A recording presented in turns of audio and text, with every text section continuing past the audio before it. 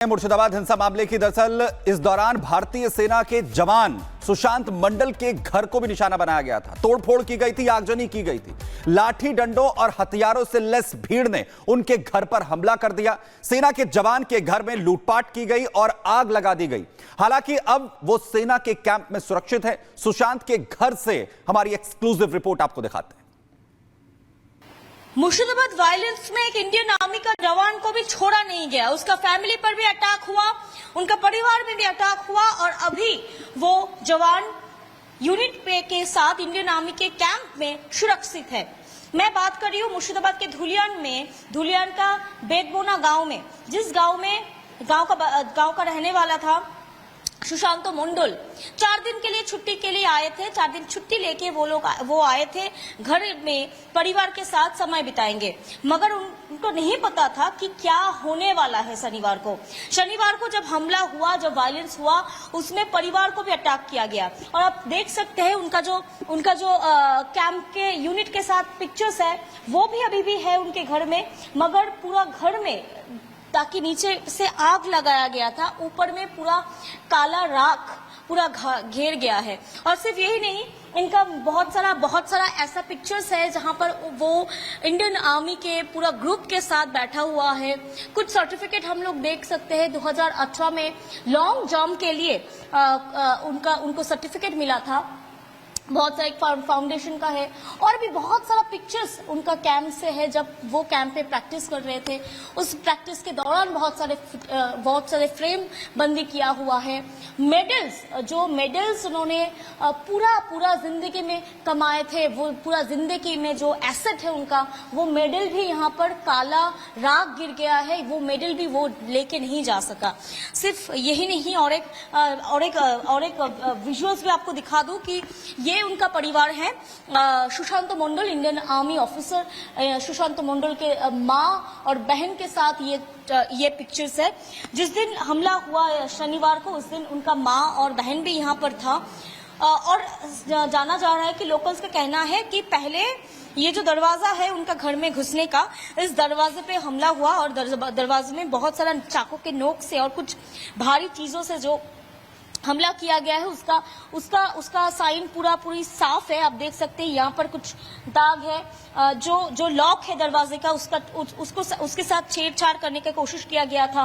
ये लॉक भी टूटा फूटा हुआ है और पूरा घर में तांडव किया गया, क्योंकि ये घर में आप देख सकते हैं पूरा घर काला पड़ गया है। आग लगाया गया था और आग लगाने के बाद ये जो दीवार है ना, इस दीवार में सबू ये थोड़ा पिक्चर दिखाओ। ये दीवार का हालत है और आप देख सकते हैं ऐसे काला पड़ गया है पूरा घर। ऐसा हालत है इस घर का और पूरा जगह में ऐसा तोड़फोड़ मचाया गया है। आपको किचन दिखवाती हूँ, आपको कैसे तोड़फोड़ किया गया है।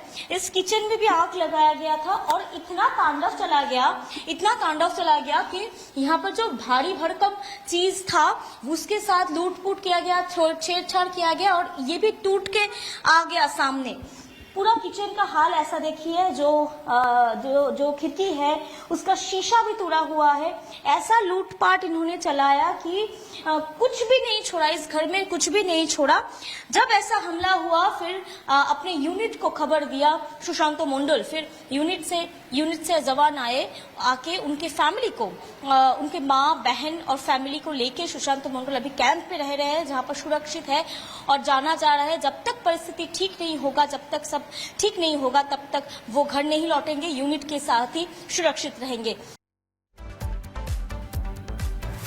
तो पश्चिम बंगाल आज जल रहा है, सिसक रहा है। पश्चिम बंगाल से लगातार हिंसा की तस्वीरें सामने आ रही हैं और राष्ट्रपति शासन लगाने की मांग उठ रही है। दूसरी ओर सीएम ममता बनर्जी हिंसा के लिए बीजेपी को दोषी ठहरा रही हैं। देखिए।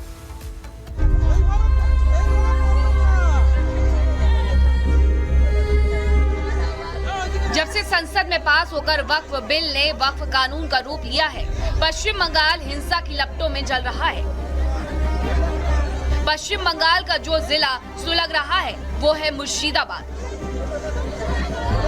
जब धर्म की आड़ में सियासत होती है तो सबसे बड़ा नुकसान उन आम लोगों का होता है जो सिर्फ 2 वक्त की रोटी के लिए थोड़े से पैसे बचाकर परिवार का पेट पालना चाहते हैं।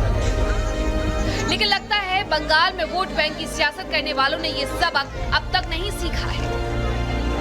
तभी तो हिंसा के भड़कते शोलों में पानी डालने की बजाय वोट बैंक नाम का पेट्रोल छिड़का जा रहा है।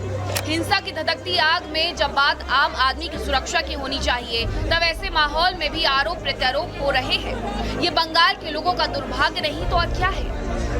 कम से कम 1000 family they are suffering, huge suffering. 10,000 लोग इधर उधर, सबको इंस्टेट करना, घर नहीं है, आग जला दिया, लूट लिया, सब खत्म कर दिया। बांग्लादेश में तो हिंदू भगवान भरोसे हैं, और जिस प्रकार से वहाँ अत्याचार खून हो रहा है, वहाँ के लोगों की हत्या हो रही है, रास्ता में टांग देते हैं मार करके, विभत्स घटना होती है। हिंदू पलायन कर रहे हैं डर से वहाँ से। पश्चिम बंगाल के मुर्शिदाबाद में पिता पुत्र समेत 3 लोगों की उपद्रवियों ने निर्मम हत्या कर दी। लेकिन अभी भी बंगाल में मैं दोषी और तुम दोषी वाली सियासत हो रही है। पश्चिम बंगाल की मुख्यमंत्री ममता बनर्जी ने लेटर जारी करके आरोप लगाया है कि बीजेपी के लोग बंगाल में दंगा भड़काना चाहते हैं। ममता बनर्जी का कहना है कि बीजेपी के लोग बहुत आक्रामक हो गए हैं और बीजेपी के साथ आरएसएस भी पश्चिम बंगाल का माहौल बिगाड़ने में शामिल है। मुर्शिदाबाद में उठी हिंसा की आग से सियासत का जलता दिया कब बुझेगा, ये कोई नहीं जानता। बल्कि सच तो ये है कि मुर्शिदाबाद का दर्द सिर्फ बंगाल का ही नहीं, बल्कि भारत के लोकतंत्र की परीक्षा है। बात इतनी आगे बढ़ चुकी है कि अब बंगाल में राष्ट्रपति शासन लगाने की मांग तक देश भर में उठने लगी है। सुप्रीम कोर्ट कोई निर्देश देता हमारे भारत सरकार को कि प्रेसिडेंट रूल लागू कीजिए, वेस्ट बंगाल खत्म हो रहा है, हाथ से निकल रहा है, हिंदू काटे जा रहे हैं और पूरा वेस्ट बंगाल जल रहा है। देश की जनता बंगाल की जनता के साथ खड़ी है। बंगाल के प्रत्येक हिंदू की सुरक्षा, उसकी संरक्षा और उनका जो नुकसान की भरपाई ये अविलंब सुनिश्चित हो। देश के राज्य के अंदर राष्ट्रपति शासन लागू हो। पश्चिम बंगाल के मुर्शिदाबाद में जो लोग वक्फ के विरोध में हुई खूनी हिंसा का शिकार हुए, उनकी तो पूरी दुनिया ही उजड़ गई। परिवार में ऐसा मातम मचा कि जिसे देखकर तो मुर्शिदाबाद दौरे पर गए पश्चिम बंगाल के गवर्नर सीवी बोस की भी एक बार के लिए आंखें नम हो गई। तो इसमें आवश्यक कार्यवाही जरूर करूंगा। ठीक, मैं अथॉरिटी से डिस्कशन करूंगा। ठीक ठीक ठीक ठीक, हम आपके साथ हैं। ठीक है सर, चिंता मत करो। ठीक है, चिंता मत करो।